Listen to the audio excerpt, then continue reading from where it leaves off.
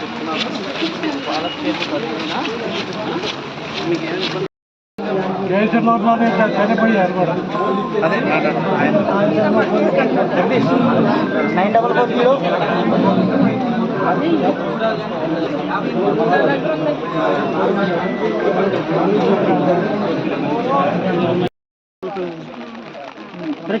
తీసుకున్నారా మీరు? ఎందుకంటే ఈ నైట్ సీన్లు విలేజ్ కాల్పీ చేస్తారు కాబట్టి అన్ని ఎక్కడైతే ఉంటున్నారో ఎక్కడో పైన గుట్ట దగ్గర ఉంటారట, అక్కడ కూడా సరిగ్గా అందట్లేదు. లాస్ట్ అయితే ఏమీ అందలేదట.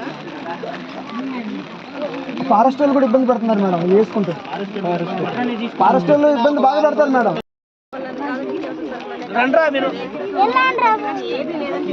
ముందస్తుగా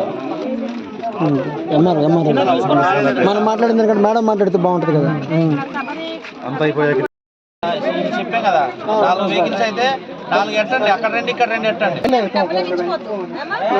ఆ వెహికల్స్ అంతా ఫ్రీగా తీసుకెళ్తారు.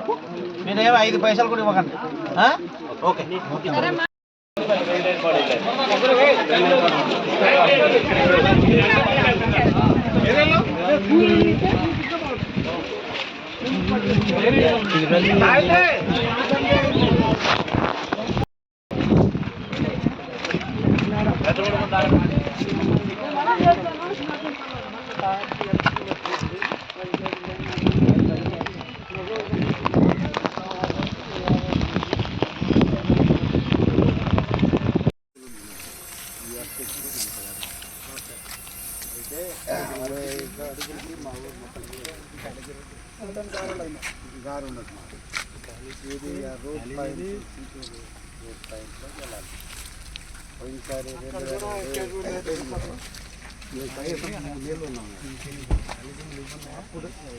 కోరేజ్ ఏంటంటే ఈ కోనవరం మండలంలో ఇంచుమించు 11 గ్రామాలకి ఇల్లు వాల్యుయేషన్ ఇచ్చేసారు. ఆ ప్రభుత్వం ఇట్లా చేసి మీరు వచ్చారు కనుక కొద్దిగా న్యాయం జరగాలి. అది ఎందుకంటే ప్రతి సంవత్సరం మురుగుతూనే ఉంటాం. ఈ పొలాలు మొత్తం ఈయన నడవలేక అక్కడే ఆగిపోయింది. ఆయన సామాన్లు మొత్తం నడిచిపోయింది. ఎవరు లేరు. చాలా తంతాలు పడ్డాం మేడం గారు. ఈసారి మాత్రం చంద్రబాబు నాయుడు గారిని దయచేసి కొద్దిగా అంటే ఇప్పుడంటే ఇప్పుడు కాదు, నెక్స్ట్ ఇయర్ కనీసం 2-3 నెలలు పట్టదు కదా చేయాలి. నా గురువు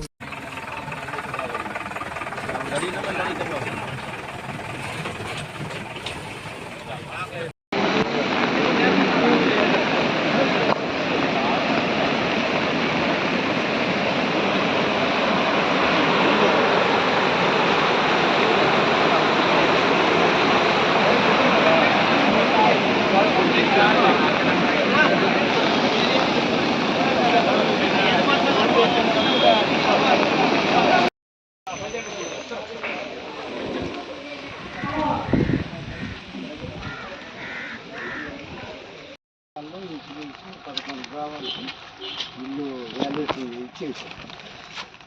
ఆ ప్రభుత్వం ఇట్లా చేసి మీరు వచ్చారు కనుక కొద్దిగా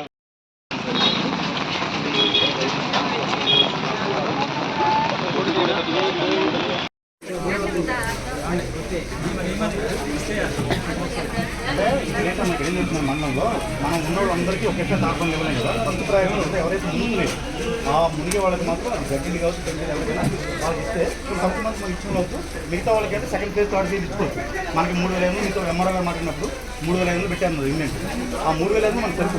కానీ ఫస్ట్ ప్రయారిటీ ఎవరైతే ఊరు మునిగినాయో ఈ ఊరు 1-4 ఊరు ఉంటుంది వాళ్ళకి తీసుకుంటే మనం మిగతా వాళ్ళకి సెకండ్ ఫేజ్ థర్డ్ ఫేజ్ వాళ్ళకి మాట్లాడుతుంది. ఆ సెకండ్ ఫేజ్ ఎంఆర్ఓ చదువు మొత్తం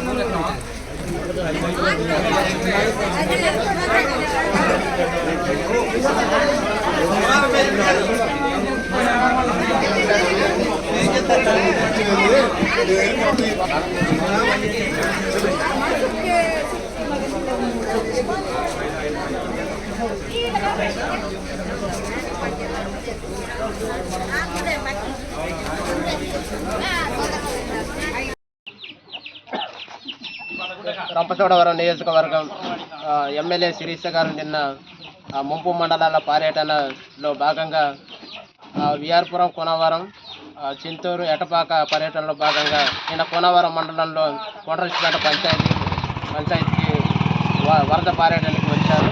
అందులో భాగంగానే ఈ శబరికొత్తగూడెం గ్రామానికి వచ్చి ఆ యొక్క ప్రజల సమస్యలు తెలుసుకొని ప్రజలు ఏవైతే కొన్ని సమస్యలు అడిగారు ఆ సమస్య నిత్యావసర సరుకులు కానీ బరకాలు కానీ ఈ రవాణా సదుపాయాలు అవన్నీ కూడా ఏర్పాటు చేస్తానన్నారు. ఆ రవాణా సౌకర్యాలు ఏవైతే ప్రజలు అడిగారో ఆ మాట ప్రకారంగా నా సొంతగా ఎమ్మెల్యే గారి సొంత ఖర్చులతోనైనా వాహనాలు ఏర్పాటు చేస్తానన్నారు. ఆ మాట ప్రకారంగానే ఈరోజు మేము వెహికల్ ఏర్పాటు చేయడం జరిగింది. మాకు వెహికల్ ఏర్పాటు చేసినందుకు ఎమ్మెల్యే గారికి కూడా కృతజ్ఞతలు తెలియజేస్తున్నాం. అలాగే ఇంకా ఎమర్జెన్సీ ఏమైనా ఉంటే మిగతా అధికారులకు కానీ లేకపోతే మా దృష్టికి తెలియపరచగలరు అనేసి తెలియజేశారు. కృతజ్ఞతలు తెలియజేస్తాను. ధన్యవాదాలు.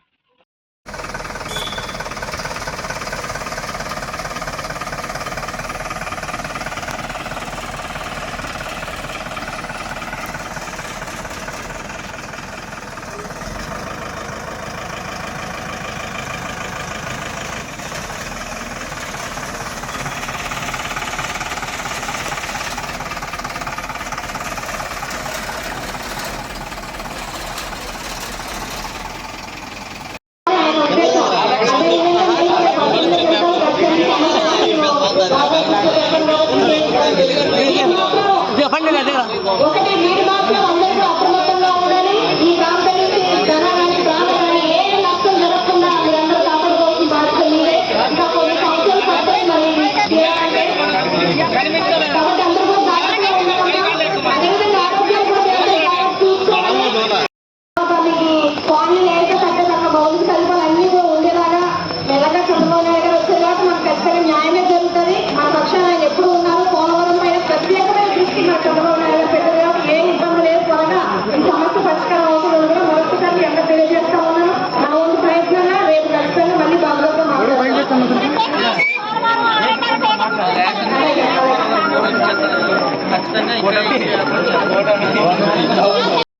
అదేవిధంగా అందరూ కూడా తెలుగుదేశం కార్యకర్తలని ప్రతి ఒక్కరు చెప్పడం జరిగింది. నిజంగా చాలా సంతోషంగా అయితే ఫీల్ అవుతా ఉన్నాను.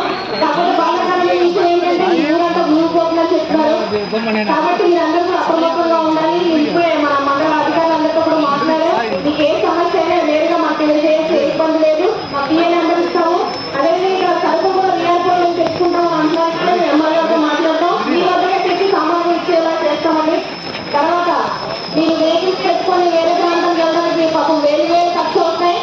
సొంతంగా మేమే ఒక 2-3 వెహికల్స్ ఏర్పాటు చేస్తాము. ఏంటి మేమే వెహికల్స్ ఏర్పాటు చేస్తాము. మీరు ఎక్కడ వెళ్ళడానికి మీకు వెళ్ళొచ్చు. ఏ ఇబ్బంది లేదు. ఇంకా సమస్యలు ఉంటే మీరు చెప్పండి. మీరు రేపు అసెంబ్లీకి వెళ్తాము. మన చంద్రబాబు నాయుడు తీసుకువెళ్ళడం జరుగుతుంది. ఇది చూసుకొని ఒకసారి ఎన్నికల పరిస్థితి ఏమో చెప్తాము. ఆయన దృష్టిలో పెడదామని ప్రయత్నం నేనే వచ్చి ప్రతి 2 ఏరియాస్ మీద 2 ఏరియాస్ మీద నాకు చూసే పరిస్థితి జాగ్రత్త చేయడం ప్రతి మండలంలో కూడా ఎన్ని ఇప్పుడు మేము పాటించేవాడు వెళ్ళాలి. కాబట్టి వీళ్ళందరూ కూడా మరొకసారి చెప్తున్నాను. దయచేసి డ్యూటీగా కాకుండా ఒక బాధ్యతగా ఒక ఇంట్లోకి అందరూ చేయాలని మనసుగా కోరుకుంటా ఉన్నాను. మళ్ళీ సెషన్స్ అయిపోయి మళ్ళీ ఇక్కడికి వచ్చేస్తాను. ఇక్కడే చేసేస్తాను. మీ అందరితో పాటు కలిసి అందరూ పనిచేస్తాం.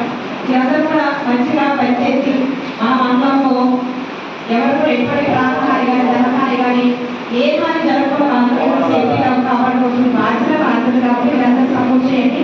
అదేవిధంగా ఎలాగో మా తెలుగుదేశం జనసేన బీజేపీ కార్యకర్తలు ఉంటారు. వీళ్ళందరూ కూడా మీకు సపోర్ట్గా ఉంటారు.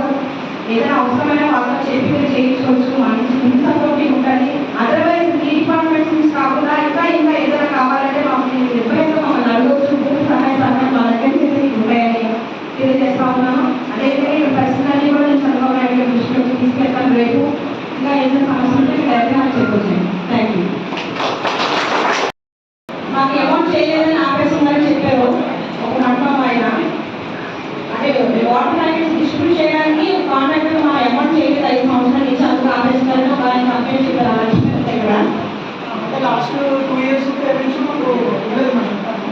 అంటే 2022 సంబంధించి 2.46 lakh పెండింగ్ డిస్ట్రిక్ట్ కలెక్టర్. అలాగే లాస్ట్ 23 lakhs సంబంధించి 1.96 lakhs పెండింగ్ ఉంది. సో తద్వారా ఇప్పుడు ఎవరు కాంట్రాక్ట్స్ ముందు రావట్లేదు మన చేయడానికి. అది ఆల్రెడీ కంపెనీకి అప్లై చేయడం జరిగింది. ఆల్రెడీ ఇప్పుడు అడ్వాన్స్ పేమెంట్స్ కూడా అయిపోయింది. ఆల్రెడీ పాజిటివ్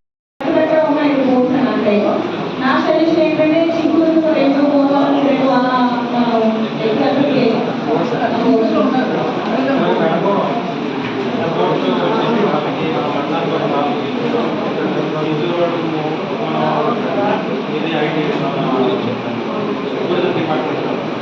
మిగతా ఏమన్నా కావాలంటే